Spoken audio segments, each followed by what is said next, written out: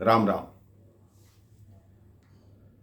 आप अपने जीवन में ये गलतफहमी मत पालना कि मेरी ज़रूरत सबको पड़ेगी, और ये वहम भी मत पालना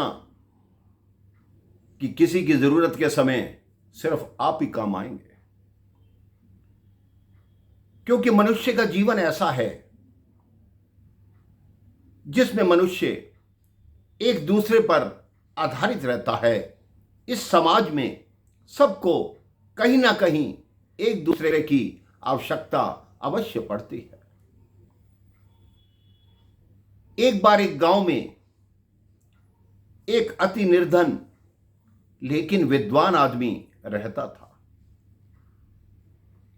उसके पास कोई ऐसा कार्य नहीं था जिससे वो अपना भरण पोषण कर सके। उसने निश्चय किया कि मैं नगर में जाऊंगा और वहां जाकर कुछ धन कमाऊंगा और अपना पेट अच्छे से पाल सकूंगा।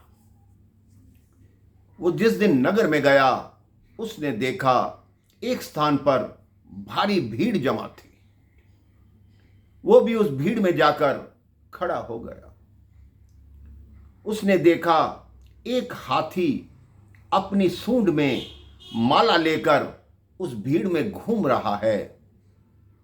उस राज्य का नियम था कि वो हाथी जिसके गले में माला पहना देगा उसको राजा बनाया जाएगा।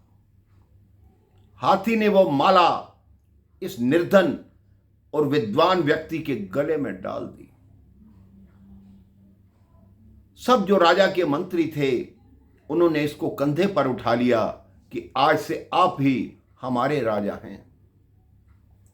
इसने कहा, मैं कहां से राजा बन सकता हूं, मेरे में गुण नहीं है। तब मंत्रियों ने कहा, हमारे देश का नियम है कि एक राजा केवल 5 वर्ष तक रहता है। उस 5 वर्ष के पश्चात उसको हटा दिया जाता है और नया राजा ऐसे ही चुना जाता है। तब उस निर्धन विद्वान व्यक्ति ने कहा, ठीक है, लेकिन आप 5 वर्ष बाद उस राजा का क्या करते हैं?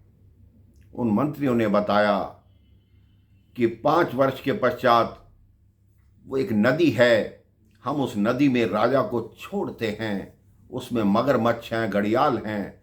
अगर राजा उस नदी को पार कर जाए तो उसका मतलब समझिए कि वो बच गया, नहीं तो मगरमच्छ और घड़ियाल उसको खा जाते हैं और अगले दिन हम अगला राजा चुन लेते हैं। उस विद्वान व्यक्ति ने सोचा, अभी तो 5 वर्ष का समय है। 5 वर्ष के बाद जब उस नदी में छोड़ेंगे तब देखा जाएगा।